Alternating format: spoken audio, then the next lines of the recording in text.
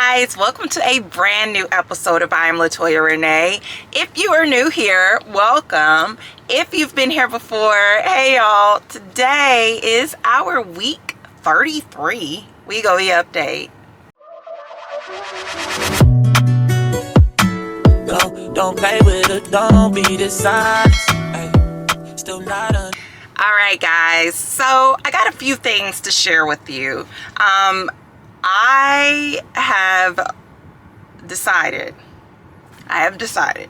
to go on ahead and fill the compounded semaglutide prescription that my PCP has sent in to a compounding pharmacy here where I live. I was debating back and forth with it. If you have watched the previous video, you know I was just really unsure and uncertain of what I wanted to do. But I have decided to go ahead and do it. And the reason being is that, you know, the end of week 33 was today. And I realized I've not lost any weight in the past week. And my primary care wanted me to go up in dosage anyway. So the only way I can go up in dosage is by going into the compounded semaglutide, because I can't get the 1.7 milligram dose of Wegovy. So I think I'm going to go ahead and do it just because I haven't lost any weight, and I've been kind of teeter-tottering at the same, like, you know, 178, 179 for the last couple of weeks. So I think I'm going to go on and do it. I was really debating on it just because of the cost aspect. In full transparency, I had two options for the injection semaglutide. My primary care is not interested in doing the sublingual one, which is cheaper. He thinks that it's not as effective. So I had two options for the injection. I could do essentially what would be equivalent to 3 weeks worth of semaglutide for $300. So essentially $100 a week. Or I could do the 6-week equivalent to semaglutide, which is $450. Yeah, it's pricey no matter how you look at it. When the pharmacist from the compounding pharmacy reached out to me, I immediately was like, no, let's do the $300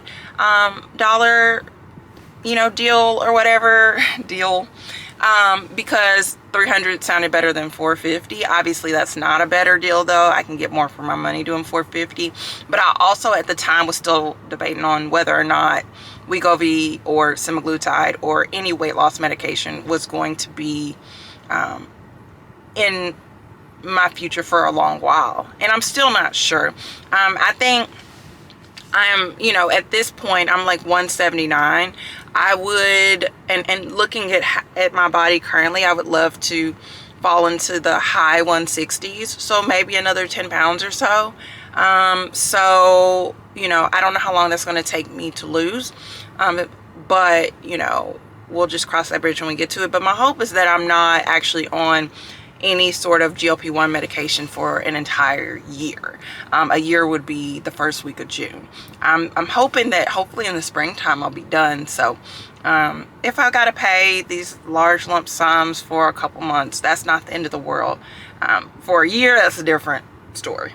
So that's where my headspace is. I need to talk to my provider about the long-term game plan, whether or not I'll be on like a maintenance dose once I'm done losing the weight that I want to lose rather.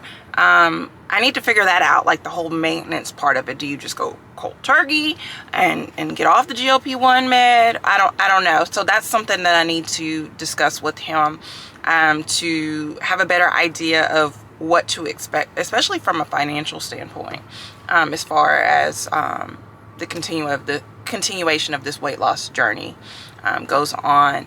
But as it stands right now, I definitely think I'm going to at least pick up that first 3 weeks of semaglutide and at least take that. For anyone who has been on a GLP-1 journey for a while and they're at that point where they've lost all the weight they want to lose and now they're just trying to maintain their weight, please comment below what you're doing post your actual weight loss journey. Are you continuing to take your GLP-1 medication, whether it's semaglutide, tirzepatide, you know, Wegovy, whatever, Manjaro, whatever, are you continuing to take a little bit of that every month, a little bit of that every week? Have you stopped cold turkey?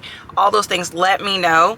Of course, like I said before, I'm going to consult my primary care and find out what the game plan should be.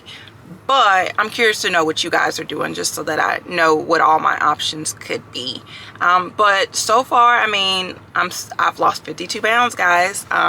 Super stoked about that. Since June, it's now February, and I feel good. My body feels good. Everything's just lining up like I was hoping it would, better than I was hoping it would. So I'm super grateful for that. But yeah, I think I'm going ahead and just pick up this $300 pack of semaglutide and take that, because the weight loss has stalled, and I want to keep moving forward. So that's where I am. Oh, I do know that the compounding pharmacy that I'm going to get the medication from, they do take health savings account cards. So if you're someone like me that's in this boat and you're not sure what to do, and you know, just so you have more tools in your toolkit or more information in your back pocket, the particular compounding pharmacy I'm going with does take HSA cards.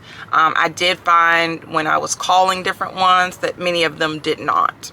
So just keep that in mind. I did notice, though, now that I think about it, I did notice the ones that did not take HSA cards, they were the ones that only offered the sublingual version of semaglutide that you have to take twice a day. So I don't know if there's any correlation with that, but now that I think about it, that was the case. So just something for you guys to know.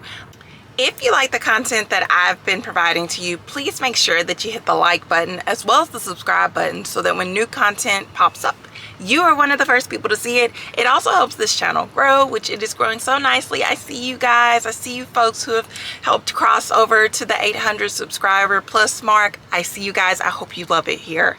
I will be posting brand new content here soon, and bring you some updates on things as things progress. So stay tuned for that. But until then, I'll see you later. Bye.